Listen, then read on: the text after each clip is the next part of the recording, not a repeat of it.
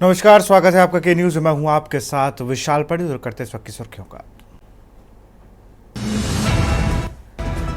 राष्ट्रपति द्रौपदी मुर्मू की पंजाब दौरा आज। पंजाब यूनिवर्सिटी में आयोजित दीक्षांत समारोह में होंगी शामिल। पीएम नरेंद्र मोदी के मॉरिशस दौरे का दूसरा दिन आज। पीएम मॉरिशस के राष्ट्रीय दिवस समारोह में होंगे शामिल। संसद बजट सत्र का तीसरा दिन आज। ट्राई लैंग्वेज और वोटर लिस्ट के मुद्दे पर चर्चा संभव।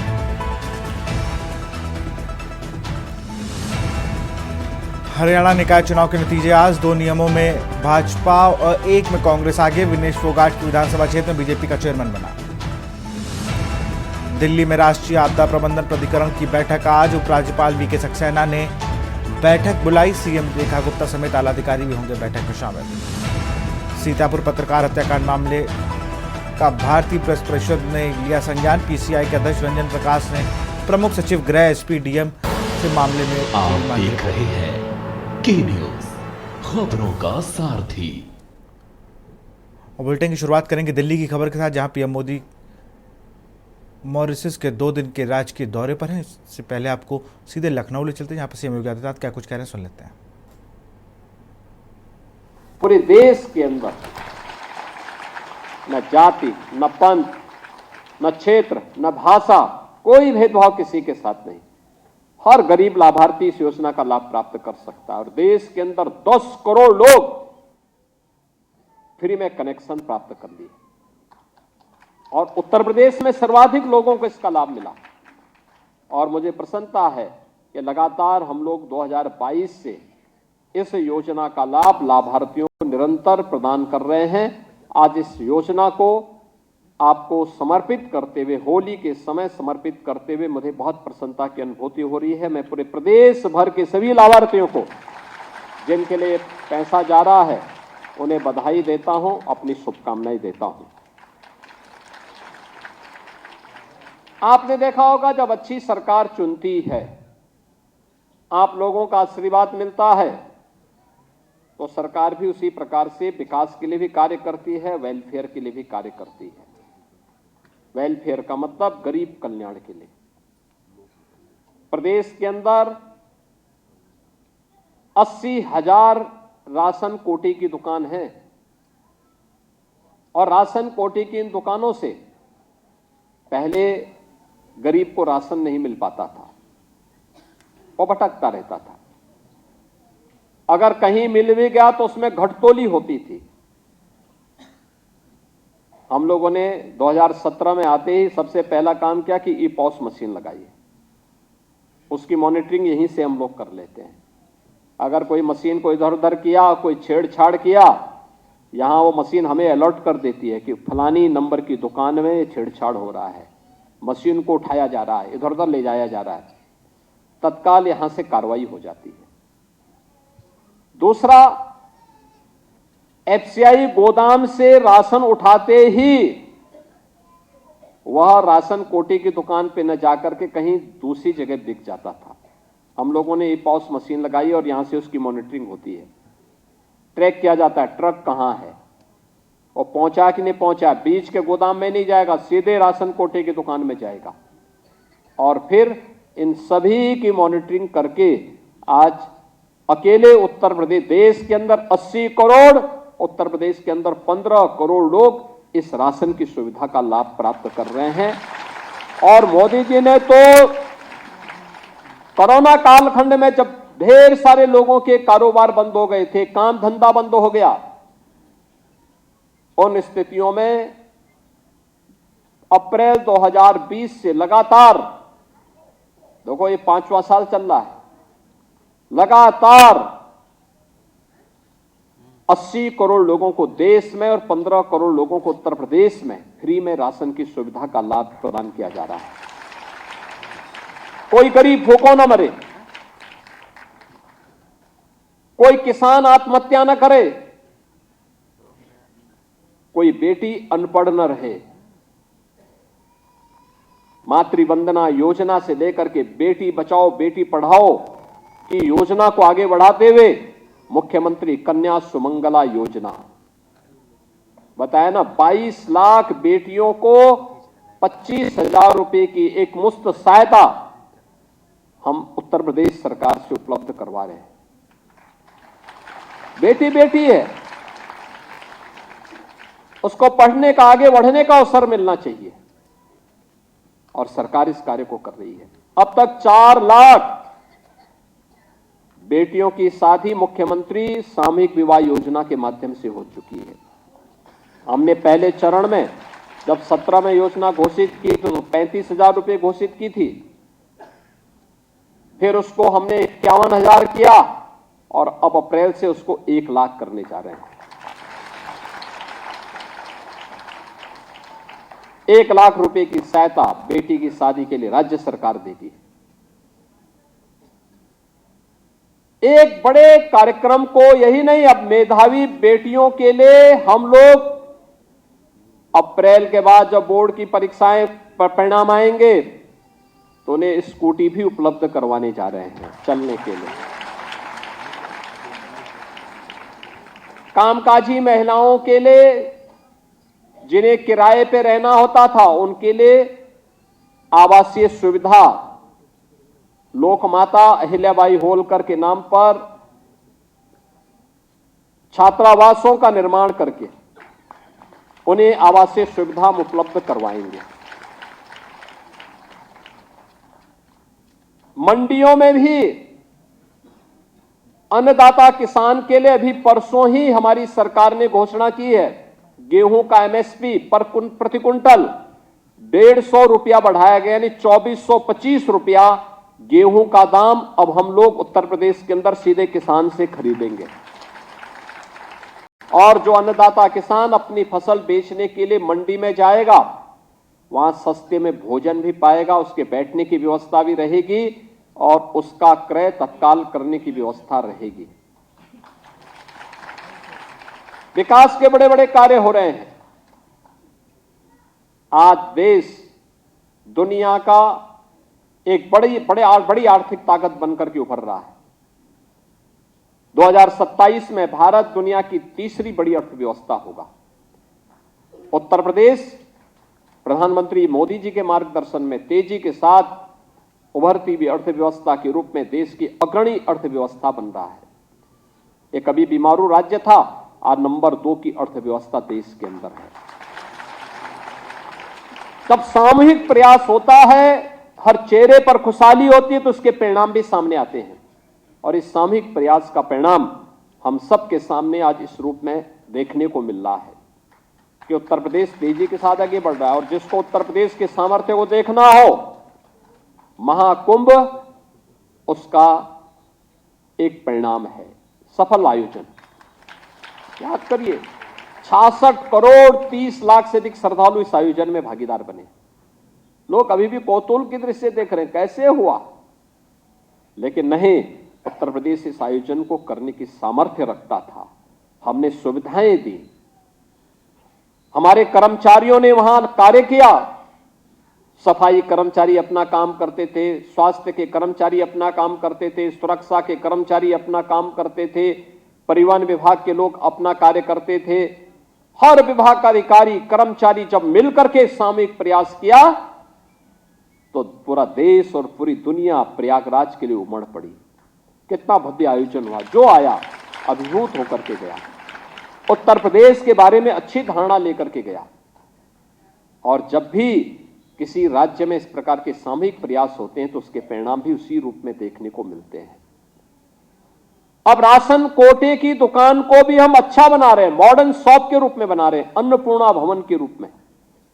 उसमें अब केवल राशन ही नहीं मिलेगा बल्कि गांव की आवश्यकताओं, वहां नशीली पदार्थों की बिक्री पे बैन रहेगा, लेकिन बाकी अन्य सामानों बेच सकते हैं, कपड़ा बेच सकते हैं, वहां से साबुन बेच सकते हैं, तेल बेच सकते हैं, और भी सामानों को वहां से अन्य सामान भी जो एक सामान्य घर की आवश्यकता है उन सभी दुकानों के माध्यम से उसकी बिक्री की जा सकती है। और साथ साथ वहां बिजली के बिल भी जमा कराए जा सकते हैं। हम वहां पर अन्य सुविधाएं भी देने, कॉमन सर्विस सेंटर की भी सुविधा उपलब्ध करवाने जा रहे हैं। यानी ढेर सारे कार्य, अतिरिक्त इनकम फेयर प्राइस शॉप संचालक की अतिरिक्त हो सकते हैं और उसके पीछे एक वेयर हाउस भी देंगे जहां पे छोटे मोटे गोदाम और गांव की ही आवश्यकता के अनुरूप वो अन्य सामग्री को एकत्र करके जब मार्केट में अच्छा दाम मिले तब उसको बेच सकता है। इस प्रकार की एक व्यवस्था करने का कार्य हो रहा है और मुझे प्रसन्नता है कि इस बार 2000 से अधिक ऐसी फेयर प्राइस शॉप में अन्नपूर्णा भवन के निर्माण का कार्य अंतिम चरणों में आगे बढ़ रहा है। ग्रामीण क्षेत्र में जिसका जहां पे घर है उसको वहां पर प्रधानमंत्री स्वामित्व योजना में अधिकार पत्र प्राप्त हो रहे, मालिकाना अधिकार प्राप्त हो रहा है। विवाद समाप्त। अब गांव में ही ग्राम सचिवालय की व्यवस्था दे दी गई। गांव में ही व्यक्ति को ऑनलाइन जाति प्रमाण पत्र, आय प्रमाण पत्र, निवास प्रमाण पत्र, अन्य जो भी डोमिसाइल प्रमाण पत्र सभी उसी गांव में प्राप्त हो सकते हैं। हम धीरे धीरे करके नगर की तरफ भी बढ़ रहे हैं इसी कार्य को लेकर के कि नगरीय क्षेत्रों में भी सुविधा प्राप्त हो। जिलाधिकारी के कार्यालय में, तहसील के मुख्यालय में, ब्लॉक के मुख्यालय में चक्कर न लगाना पड़े, बल्कि जिस गांव का निवासी है उसी गांव में उसको ये सुविधा प्राप्त होनी चाहिए। इसको लेकर के सरकार लगातार प्रयास कर रही है और उसी प्रयास के परिणाम स्वरूप आज हम सब 1,86,00,000 उज्ज्वला योजना के लाभार्थियों को इस सुविधा को लेकर के आज यहां पर आए हैं। मैं आप सबको, पूरे प्रदेशवासियों को और जिन जिन क्षेत्रों में कार्यक्रम हो रहे हैं उन सभी जनपद वासियों को हृदय से बधाई देता हूं। मैं अपील करूंगा कि जिन लोगों ने अभी तक अपना रजिस्ट्रेशन नहीं कराया है वे अपने अभिलंब रजिस्ट्रेशन करा लें, जिससे उनको इसका लाभ मिल सके। ये फ्री में सिलेंडर का लाभ उन्हें प्राप्त हो सके। इस व्यवस्था, इन बातों के साथ मैं एक बार फिर से आप सबको होली की बधाई देता हूं, अपनी शुभकामनाएं देता हूं और विश्वास करता हूं कि आप शांति और सौहार्दपूर्ण तरीके से इस पर्व का आनंद लेंगे। आप सबके प्रति मेरी मंगल में शुभकामनाएं हैं। धन्यवाद। जय हिंद। बहुत बहुत साधुवाद माननीय मुख्यमंत्री महोदय को। और अब समूह चित्र लाभार्थियों के साथ ऑयल कंपनीज के जो हमारे वरिष्ठ अधिकारी। तो यहाँ पर आप मुख्यमंत्री योगी आदित्यनाथ को सुन रहे थे जो गैस सिलेंडरिंग सब्सिडी योजना के बारे में लोगों को बता रहे थे। अभी रुक करते हैं फिर से खबरों का। दिल्ली से खबर। पीएम मोदी मॉरिशस के 2 दिन के राजकीय दौरे पर हैं। पीएम मॉरिशस के राष्ट्रीय दिवस समारोह में होंगे शामिल। आज है मॉरिशस का राष्ट्रीय दिवस समारोह। दूसरी बार मुख्य अतिथि के तौर पर शामिल होंगे पीएम। मॉरिशस के राष्ट्रीय दिवस समारोह में मेहमान हैं पीएम। मॉरिशस के प्रधानमंत्री के न्योते पर गए हैं पीएम मोदी। दोनों देशों के बीच कई समझौतों पर होंगे हस्ताक्षर।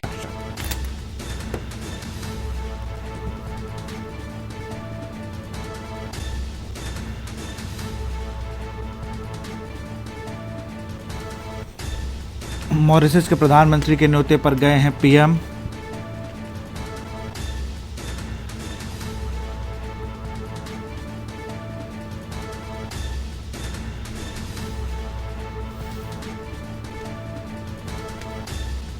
दिल्ली से खबर। पीएम मोदी मॉरिशस के 2 दिन के राजकीय दौरे पर।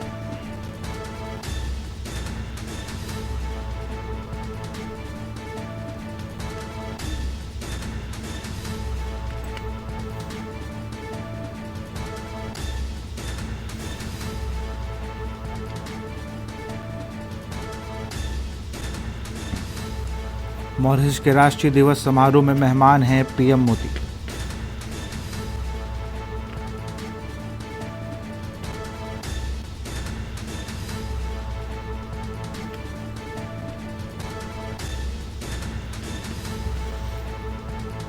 पीएम मोदी मॉरिशस के 2 दिन के राजकीय दौरे पर।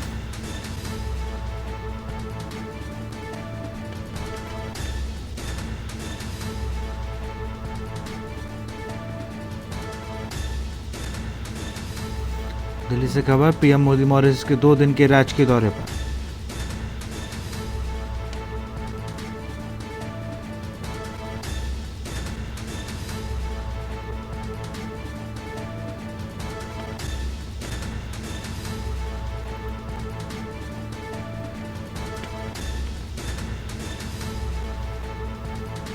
मॉरिशस के राष्ट्रीय दिवस समारोह में मेहमान हैं पीएम मोदी।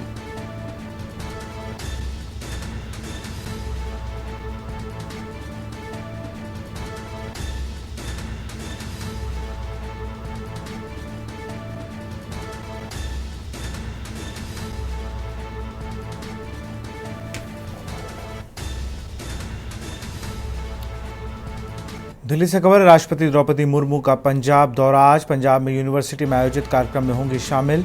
यूनिवर्सिटी में दीक्षांत समारोह कार्यक्रम में शामिल होंगी।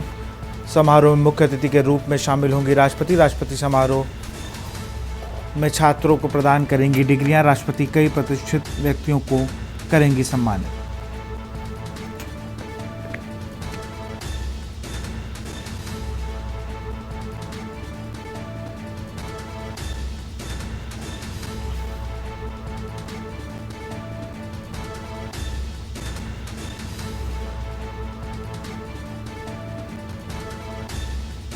राष्ट्रपति द्रौपदी मुर्मू का आज पंजाब दौरा। पंजाब यूनिवर्सिटी में आयोजित कार्यक्रम में होंगी शामिल।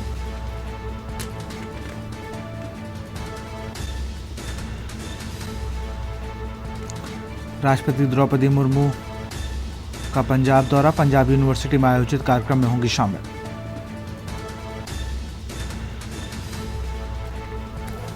यूनिवर्सिटी के दीक्षांत समारोह में शामिल होंगी राष्ट्रपति। समारोह में मुख्य अतिथि के रूप में शामिल होंगी राष्ट्रपति। लखनऊ से खबर, होली को लेकर डीजीपी प्रशांत कुमार के निर्देश। संवेदनशील इलाकों में अधिकारियों को भ्रमण के दिए निर्देश। त्योहारों के दौरान नई परंपरा शुरू करने की अनुमति नहीं। धर्मगुरुओं, शांति समितियों, प्रभावशाली व्यक्तियों के साथ गोष्ठी के निर्देश। मिश्रित आबादी, जुलूस मार्गों व कम्युनल हॉटस्पॉट पर बरती जाए सतर्कता। सीसीटीवी व ड्रोन कैमरे से चेकिंग की जाए। 24/7 सोशल मीडिया के प्रत्येक प्लेटफॉर्म पर निगरानी के निर्देश। पोस्टर पार्टी व मॉर्निंग चेकिंग टीमों को नियमित रूप से निकाला जाए।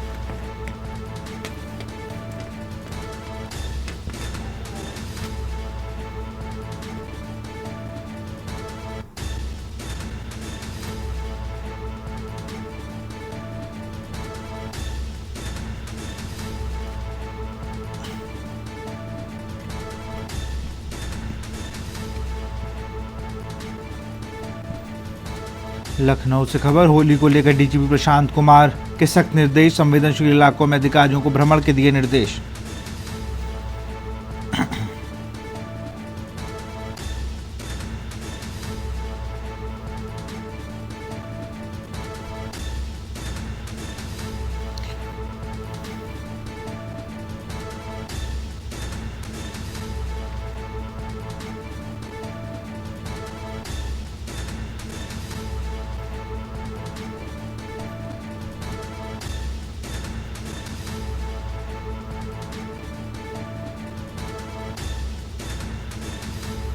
पोस्टर पार्टी व मॉर्निंग चेकिंग टीमों को नियमित रूप से चेकिंग करने के निर्देश। लखनऊ से खबर, होली को लेकर डीजीपी प्रशांत कुमार को के निर्देश।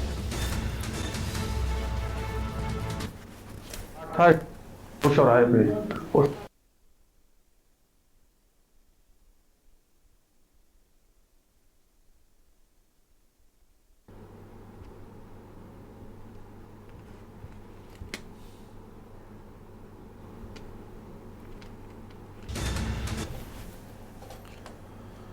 हमीरपुर से खबर है, जमीनी विवाद में चली गोली, मचा हड़कंप। एक पक्ष ने दूसरे पक्ष पर चलाई गोली। कंधे में गोली लगने से युवक घायल को इलाज के लिए अस्पताल में कराया गया भर्ती। पुलिस ने गोली चलाने वाले आरोपी को किया गिरफ्तार। सुमेरपुर थाना क्षेत्र का ये पूरा मामला।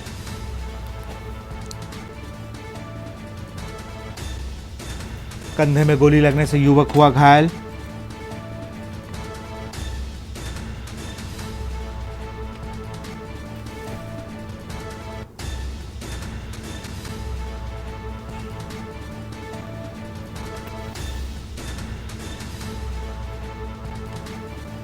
सुमेरपुर थाना क्षेत्र का ये पूरा मामला बताया जा रहा है।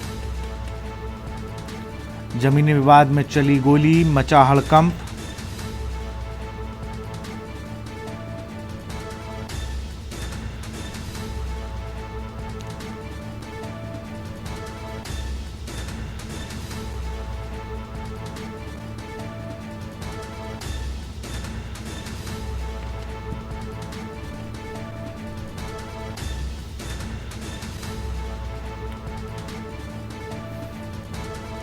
घायलों को इलाज के लिए अस्पताल में कराया गया भर्ती।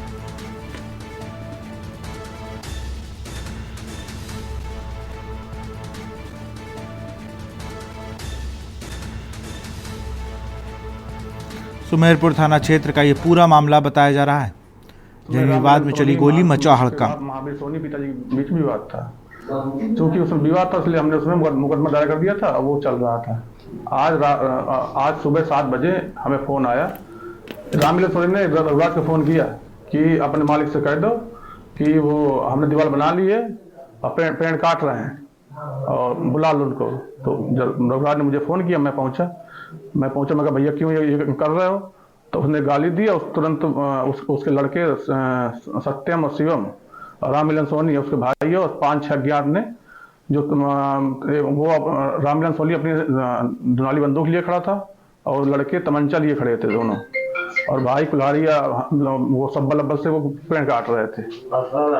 और उन्होंने अचानक जब मैंने कहा तो वो एकदम गाली को हम बोले भैया ये ना करो। उन्होंने तुरंत ही मेरे ऊपर फायर मार दिया रामलीला सोनी ने अपनी लाइसेंसी बंदूक दुनाली से।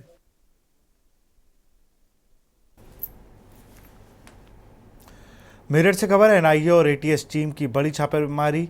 मेरठ की खिवाई कस्बे में की गई छापेमारी के दौरान एक नाबालिग से पूछताछ की गई। 4 महीने पहले भी एटीएस ने की थी पूछताछ। नाबालिग पर पाकिस्तान के सोशल मीडिया ग्रुप में शामिल का आरोप। कल देर शाम घंटों चली पूछताछ के बाद टीम लौटी। थाना सुरूरपुर क्षेत्र के खिवाई कस्बे का ये पूरा मामला।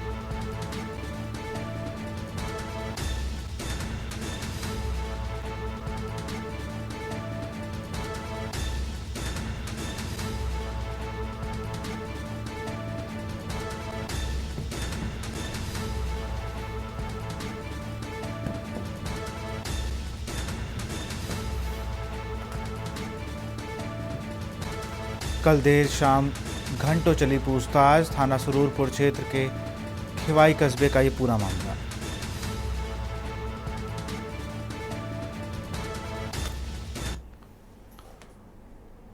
हापुड़ से खबर है, केमिकल लीक होने से 3 मजदूर झुलसे। केमिकल फैक्ट्री हादसे में 1 मजदूर की मौत, 2 गंभीर। बिना सेफ्टी उपकरण के कर रहे थे काम।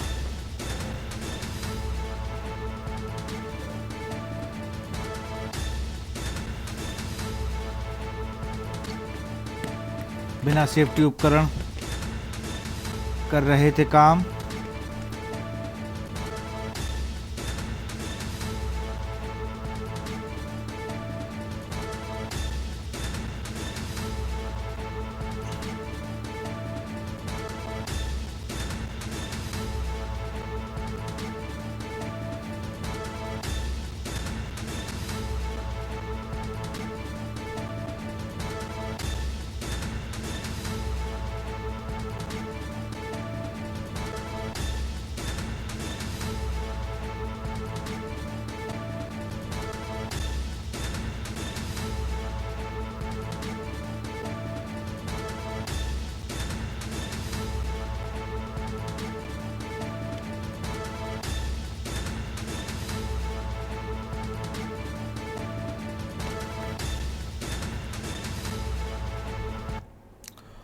और अगली खबर आपको बता रहे हैं हापुड़ से, जहां पर स्वास्थ्य विभाग का बुरा हाल। बुजुर्ग व्यक्ति महिला मरीज को कंधे पर ढोने को मजबूर।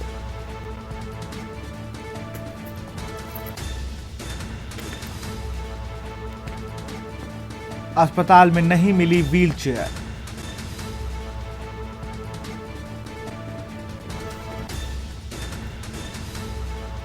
हापुड़ में गर्ल रोड सीएससी का ये पूरा मामला। स्वास्थ्य विभाग का बुरा हाल। बुजुर्ग व्यक्ति महिला मरीज को कंधे पर ढोने को मजबूर।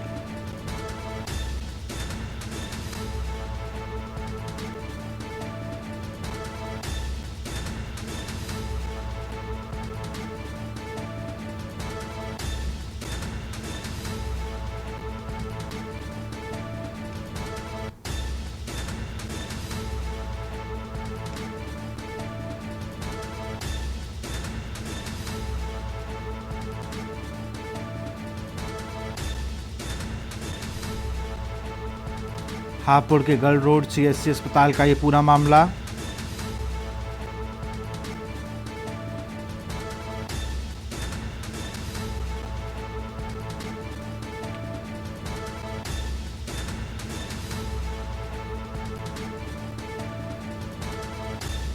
कंधे पर बैठकर इलाज के लिए चक्कर लगाता दिखा।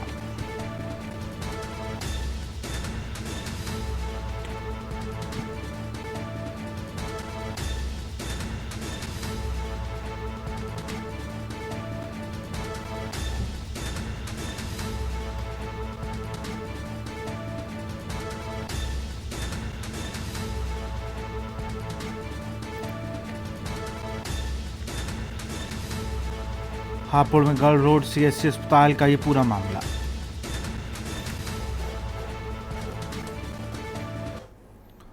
रायबरेली में एक ऐसा चौंकाने वाला मामला सामने आया जिसे सुनकर आप दंग रह जाएंगे। यहाँ करीब 900 किलोमीटर चलकर बारात लेकर पहुंचे दूल्हा व उसके रिश्तेदार फर्जी निकले।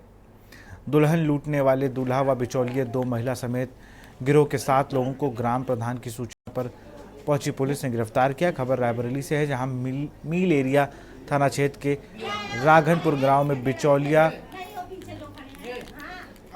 रिसुआ हरियाणा राज्य के पानीपत झज्जर से फर्जी दूल्हा समेत 5 लोगों को लेकर कार से बारात लेकर पहुंचे। लड़की पक्ष ने आव भगत में लग गया। थोड़ी देर बाद जब दूल्हे को मंडप में लाया गया तो सारा राज खुल गया। लड़की पक्ष के लोगों ने कहा कि जिस लड़के से शादी तय की गई थी वह लोगों यहाँ नहीं है। बिचौलिए पति पत्नी लड़की पक्ष को अपनी बातों से जाल में फंसाने की पूरी कोशिश कर रहे। तभी ग्राम प्रधान को लोगों ने सूचना दी। प्रधान राजीव ने मामले की सूचना पुलिस को दी। पुलिस ने बिचौलिए पति पत्नी समेत फर्जी दूल्हे व उसके साथ बारात लेकर आए कुल 7 लोगों को गिरफ्तार कर लिया। इसी गिरोह में 2 महिलाएं भी शामिल हैं। पुलिस की जांच के अनुसार यह दुल्हन लूटने वाला गैंग माना जा रहा है, जो फर्जी दूल्हा दिखाकर शादी कर उसके बाद लूट लिया करते हैं।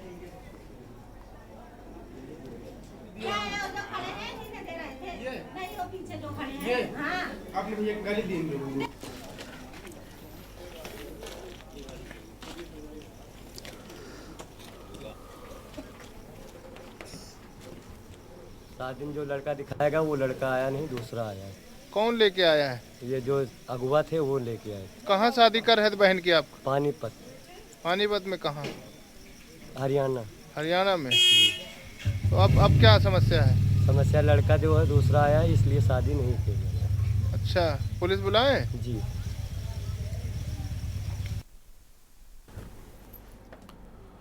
खबर लखनऊ से। म्यांमार से भारत लाए गए लोगों को आईटी क्षेत्र में ही नौकरी देने के बहाने म्यांमार बुलाया गया था। इसके लिए साइबर अपराधियों की एक एजेंसी काम करती है। एजेंसी म्यांमार में साइबर सिक्योरिटी ऑफिसर, डाटा विश्लेषक, एआई एक्सपर्ट जैसे बताकर नौकरी के लिए बुलाती है। वहां पहुंचते ही बंधक बना लिया जाता है। सबसे पहले दस्तावेज छीन लिए जाते हैं। इसके बाद साइबर अपराध कराया जाता है। जो मना करे उसे भूखा प्यासा रखा जाता है। राजी होने तक यातनाएं दी जाती हैं। परिवार से भी बात नहीं करने देते। कुछ लोगों ने किसी तरह शिकायत भारतीय सुरक्षा एजेंसियों से की। इसके बाद उन्हें बंधक मुक्त कराकर वतन वापसी कराने का ऑपरेशन शुरू हुआ।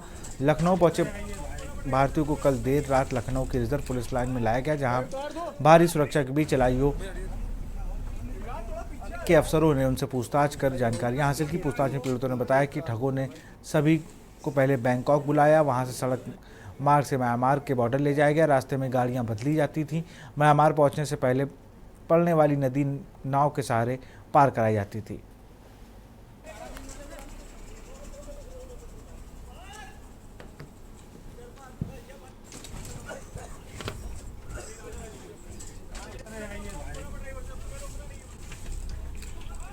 भाई उतार दो।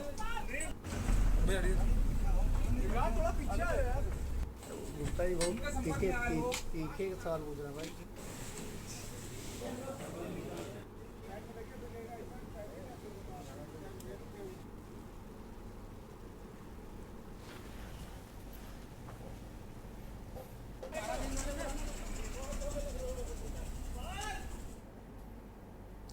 चौदह मार्च के दिन होली और रमज़ान के दूसरे जुमे की नमाज एक साथ होने पर विश्व प्रसिद्ध इस्लामिक संस्था दारुल उलूम देवबंद की ओर से अपील की गई है। देवबंदी उलेमा मौलाना कारी इसहाक गौरा ने जानकारी देते हुए बताया कि दारुल उलूम देवबंद ने तमाम तबकों खासकर मुसलमानों से होली के दिन संयम और अमन बनाए रखने की अपील की है। उन्होंने कहा कि होली के दिन सभी मुसलमान अपनी नज़दीकी मस्जिद में ही जुमे की नमाज अदा करें और उसके बाद घरों में रहकर इबादत करें। गैर ज़रूरी तौर पर बाहर निकलने से बचें और किसी भी तरह की गलतफहमी से बचें। सब लोग अपने अपने, क्योंकि आज मस्जिदों में तो ऐलान करवा ही दिया कि सब लोग अपने अपने इलाके में रह के नमाज पढ़ें, बाहर ना निकलें।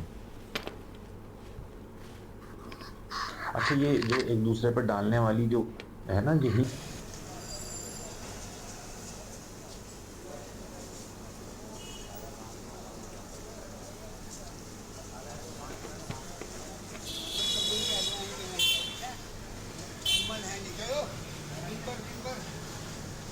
जी हाँ, हमें इस हकीकत से वाकिफ़ रहना चाहिए कि हमारा मुल्क अनेक अनेक धर्म के मानने वालों का मुल्क है और इस मुल्क की खूबसूरती ये है कि यहाँ पर तमाम मज़ाहिब के लोग अपनी मजहबी आज़ादी के अनुसार अपने त्योहारों को खुशी से मनाते हैं। इसी बाबत दारुल उलूम देवबंद ने भी तमाम मुसलमानों से अपील की है कि होली वाले दिन जुमे की नमाज महल्ले की मस्जिद में अदा करें और बिना ज़रूरत घर से बाहर निकलने से बचें। दारुल उलूम देवबंद ने यह भी अपील की है कि हमारे हिंदुस्तान की जो एक पहचान है, जो एकता की पहचान है, उसको कायम रखें।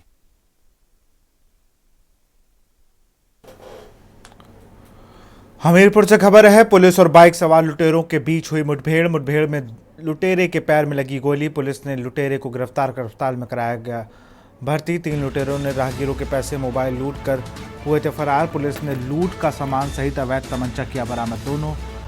2 लुटेरों को पुलिस पहले ही कर चुकी थी गिरफ्तार। चंद घंटों में पुलिस ने किया लूट की घटना का खुलासा।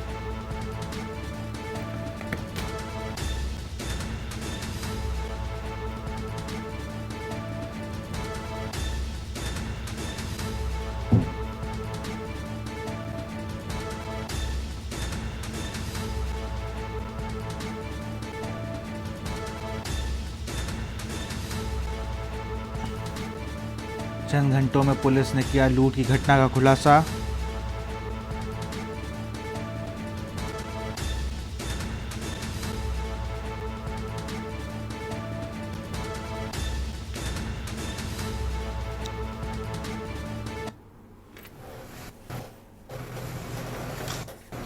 तीन अज्ञात मोटरसाइकिल सवार बदमाशों द्वारा मराठीपुरा मौधा से एक मोबाइल व 7300 रुपये लूट लिए गए थे, जिसके संबंध में थाना मौधा में देर रात्रि अभियोग पंजीकृत किया गया था। 2 अभियुक्तों को लूटे गए पैसों सहित गिरफ्तार किया गया।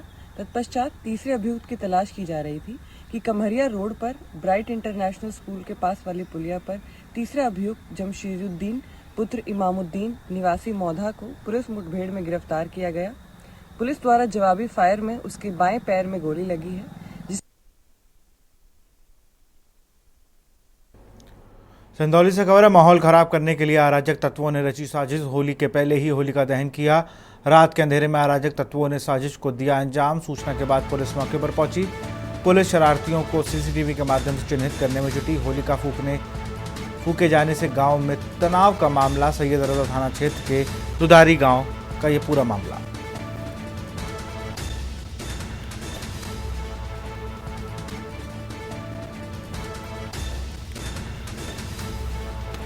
पुलिस शरारतियों को सीसीटीवी के माध्यम से चिन्हित करने में जुटी।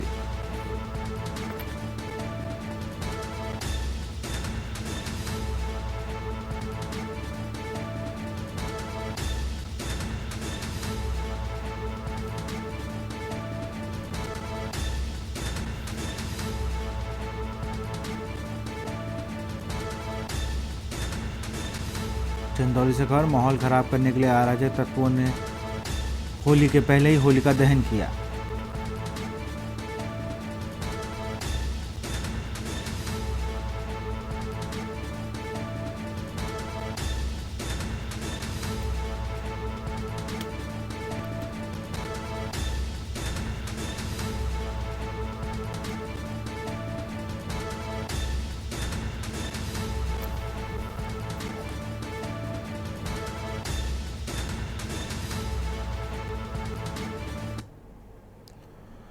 खबर फरुखाबाद से है, जहां United forum of bank unions के बैनर तले बैंक कर्मचारियों ने आवास विकास के ग्रामीण बैंकों के क्षेत्रीय कार्यालय पर प्रदर्शन किया। उन्होंने सभी कैडर में भर्ती अस्थायी कर्मियों को स्थायी करने के लिए आउटसोर्सिंग बंद करने की आदि मांगों को लेकर वित्त मंत्री मुर्दाबाद के नारे लगाए।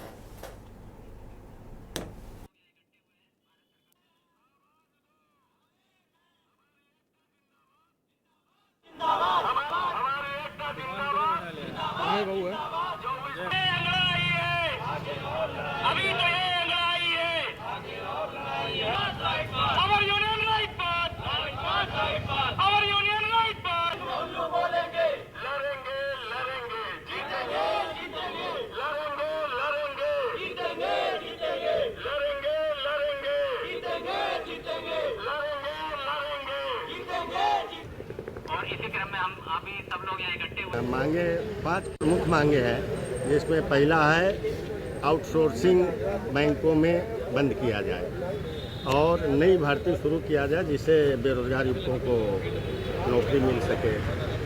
हमारी प्रमुख मांगों में है बैंकों में 5 दिवसीय बैंकिंग प्रणाली चालू हो, जो कि देश के विभिन्न संस्थानों में, देश के सारी संस्थाओं में ऐसी सुविधा उपलब्ध है, उसकी भी हम मांग करते हैं। और IBA ने मान भी लिया है, लेकिन वित्त मंत्रालय में फंसा हुआ है, वित्त मंत्री इसको रोके हुए हैं। हम लोग ये हड़ताल के माध्यम से उनसे मांग करते हैं कि इसको अविलंब 5 दिवसीय बैंकिंग प्रणाली लागू की जाए। कितने दिन की हड़ताल है?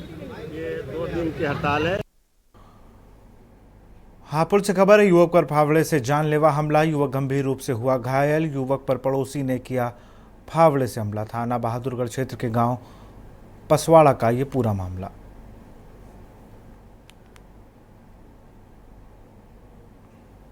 हापुड़ से खबर आपको बता रहे, युवक पर फावड़े से जानलेवा हमला हुआ है। युवक गंभीर रूप से घायल। युवक पर पड़ोसी ने किया फावड़े से हमला।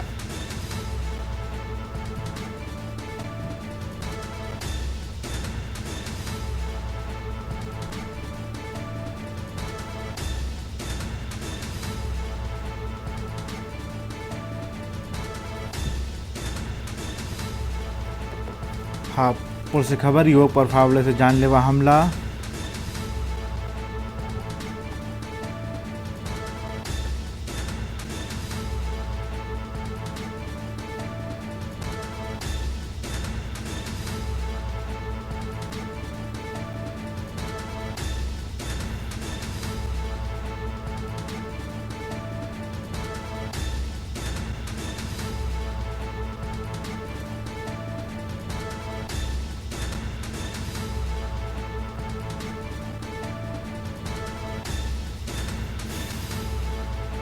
युवक पर पड़ोसी ने किया फावड़े से हमला।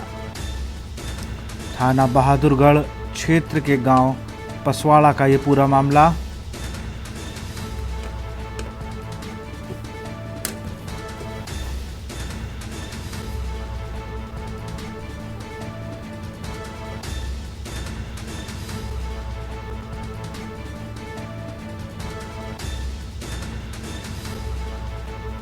थाना बहादुरगढ़ क्षेत्र के गांव पसवाड़ा क्षेत्र का ये पूरा मामला।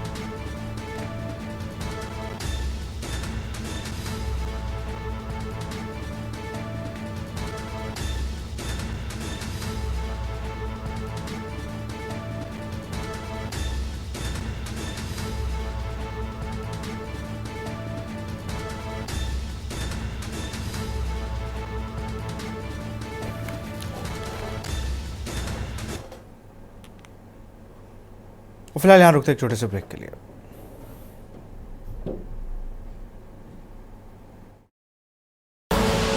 आप देख रहे हैं के न्यूज, खबरों का सारथी। ब्रेक के बाद आपका स्वागत है। कानपुर प्रेस क्लब पत्रकारों के वार्ता के दौरान उन्होंने अधिवक्ता एडवोकेट प्रोटेक्शन एक्ट सरकार द्वारा लागू करवाना। कानपुर राष्ट्रीय अधिवक्ता एकता कल्याण एसोसिएशन के राष्ट्रीय अध्यक्ष एडवोकेट सतीश कुमार तिवारी ने प्रेस वार्ता के दौरान कहा कि अधिवक्ता के हितों को ध्यान में रखते हुए संगठन निर्माण का फैसला लिया जाए। जैसे ही एडवोकेट प्रोटेक्शन एक्ट सरकार द्वारा लागू करवाना संस्था का उद्देश्य है अधिवक्ताओं को सामाजिक, सांस्कृतिक, बौद्धिक, रचनात्मक, कलात्मक उन्नति का समुचित प्रयास करना, शासन और प्रशासन की सक्षम अनुमति की अधिवक्ता कल्याण हेतु कार्यक्रम का आयोजन करना एवं उनकी परेशानियों में एक दूसरे का सहयोग करना आदि मांगे रखें। अधिवक्ताओं को स्वास्थ्य बीमा का लाभ दिया जाए जैसे आयुष्मान कार्ड से मिलता है। 60 वर्षों से ऊपर के अधिवक्ताओं को पेंशन सुविधा जैसी मांगों को लेकर प्रेस वार्ता की गई।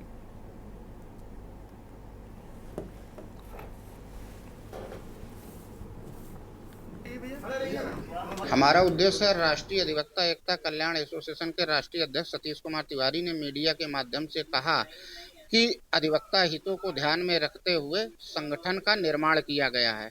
Number 1, advocate act protection act को सरकार द्वारा लागू कराना। नंबर 2, 60 साल से अधिक उम्र के लोग हैं उनको स्वास्थ्य बीमा योजना लागू कराना, जिससे जो है आयुष्मान कार्ड बन सके, स्वास्थ्य बीमा उनका हो सके। ठीक है। नंबर दो अधिवक्ताओं को स्वास्थ्य बीमा का लाभ दिया जाना चाहिए, है ना। ये उत्तर प्रदेश की योगी सरकार से आग्रह करते हैं कि अधिवक्ताओं के हित के बारे में स्वास्थ्य सेवा बीमा योजना लागू करना चाहिए और आयुष्मान कार्ड लागू करना चाहिए। नंबर 3, समाज के निर्धन असहाय लोगों को निःशुल्क कानूनी सलाह देना, ये हमारी संस्था का मुख्य लक्ष्य है। आगरा से खबर है। ISBT पर खड़े वाहनों में लगी आग, 3 ऑटो और 4 कार में लगी आग। परिवहन विभाग ने पकड़ कर खड़े किए थे वाहन। ट्रक बसों में आग लगने पर हो सकता था बड़ा हादसा। 4 दिन पहले भी कार में लग चुकी है आग। वाहनों में आग लगाए जाने की जताई जा रही है आशंका। ISBT परिसर में खड़े दर्जनों वाहन में लगी है आग। 4 दिन पहले भी कार में लग चुकी है आग। वाहनों में आग लगाए जाने की जताई जा रही है आशंका।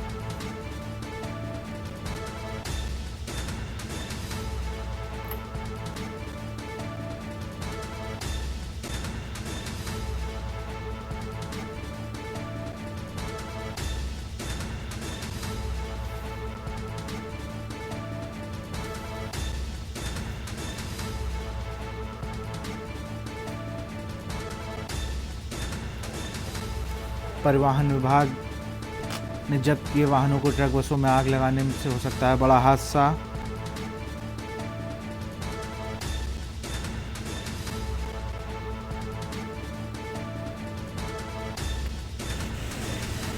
वाहनों में आग लगाए जाने की जताई जा रही है आशंका।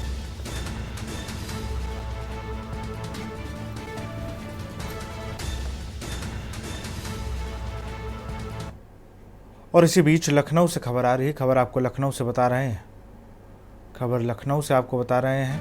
पुलिस में गोकशी कर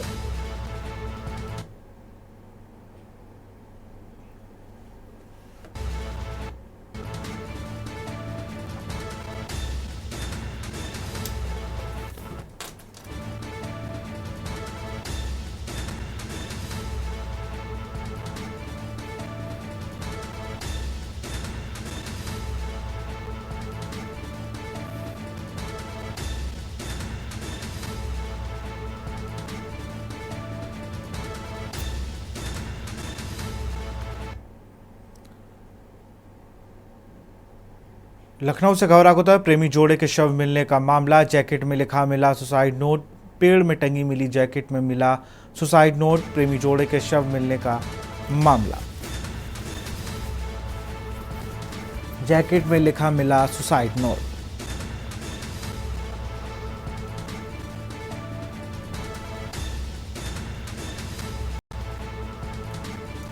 प्रेमी जोड़े के शव मिलने का मामला।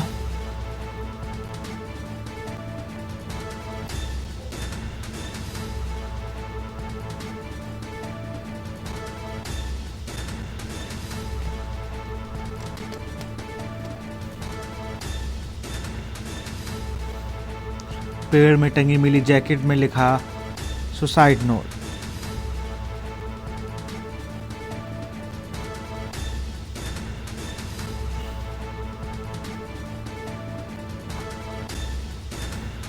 जैकेट में लिखा मिला सुसाइड नोट।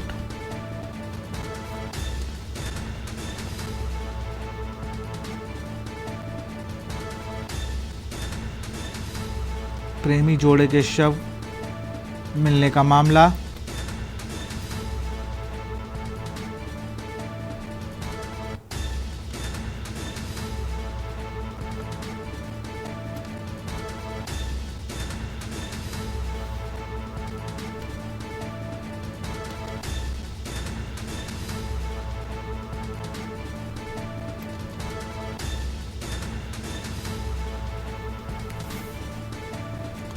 लखनऊ से खबर, प्रेमी जोड़े के शव मिलने का मामला।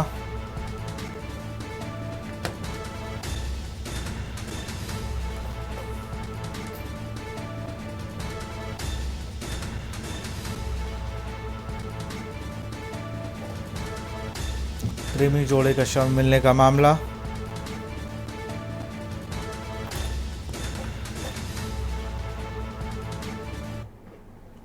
लखनऊ से खबर, प्रेमी जोड़े के शव मिलने का मामला। जैकेट में लिखा मिला सुसाइड नोट। पेड़ से टंगी मिली जैकेट में मिला सुसाइड नोट। प्रेमी जोड़े के शव मिलने का मामला। अगली खबर का रुख करेंगे। लखनऊ से खबर, होली में होगी 3 दिन की छुट्टी। विद्यालयों में 13-14 को होली का अवकाश। 15 मार्च को निर्बाध अवकाश की घोषणा। सचिव यूपी बेसिक शिक्षा परिषद प्रयागराज ने जारी किया आदेश।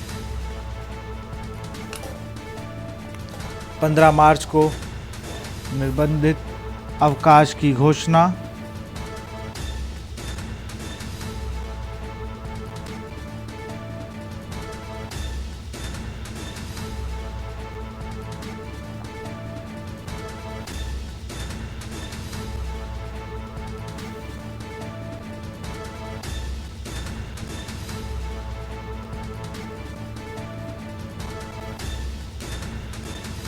सचिव यूपी बेसिक शिक्षा परिषद प्रयागराज ने जारी किया आदेश।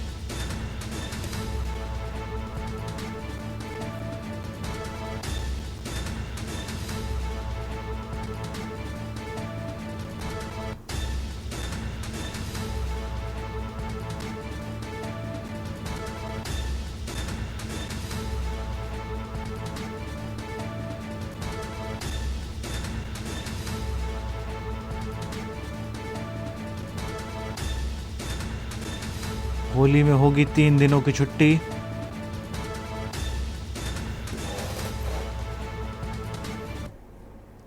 हरदोई से खबर, ग्राम प्रधान पर भ्रष्टाचार का आरोप। मनरेगा योजना के तहत भ्रष्टाचार का आरोप। शाहबाद ब्लॉक की बूटा मऊ ग्राम सभा का मामला। फर्जी नाम दिखाकर मनरेगा मजदूरी निकालने का आरोप। ग्रामीण ने हरदोई सीडीओ से की शिकायत। सीडीओ ने जांच कर कार्रवाई के दिए निर्देश। मेरी ग्राम सभा में बहुत ही धांधली करते हैं। मनरेगा के जॉब कार्ड फर्जी तरीके बनवा रखे हैं। उनके एटीएम अपने पास रखते हैं और रोज़ फर्जी काम दिखा रहे हैं। क्यों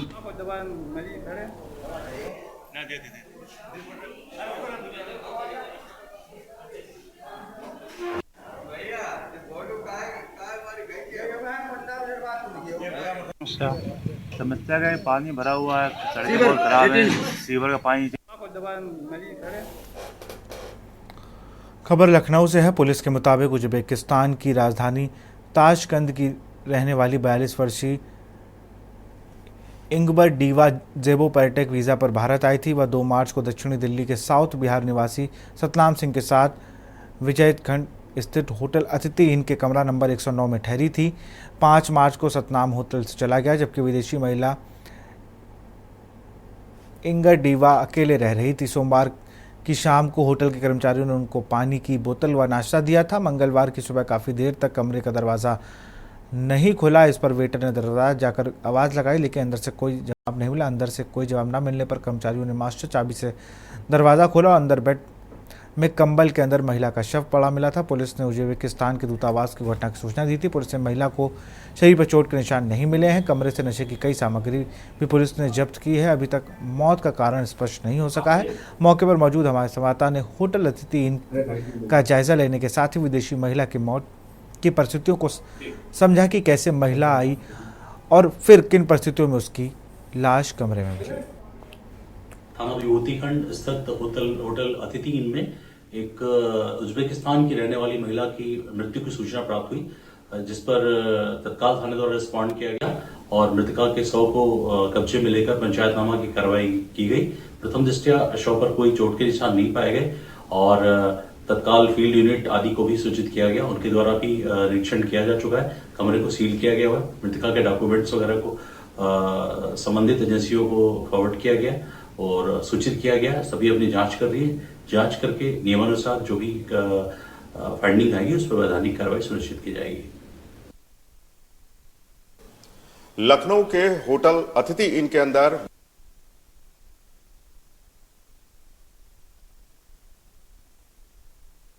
ये एक चर्चा का विषय है, लेकिन इस वक्त हमारी मौजूदगी उसी होटल के सेकंड फ्लोर पर है और ये वो कमरा है, कमरा नंबर 109 और ये विभूति खंड का विजय खंड इलाका है, उसमें होटल अतिथि इन है और यहां पर उज्बेकिस्तान की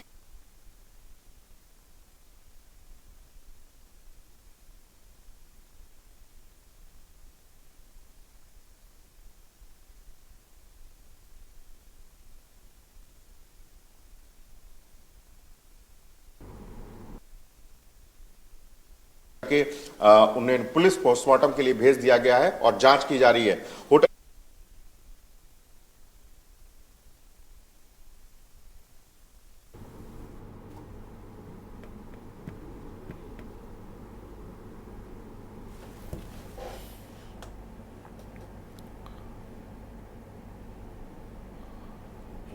तो फिलहाल इस बुलेटिन में इतना ही। देखते रहिए के न्यूज़ इंडिया। नमस्कार।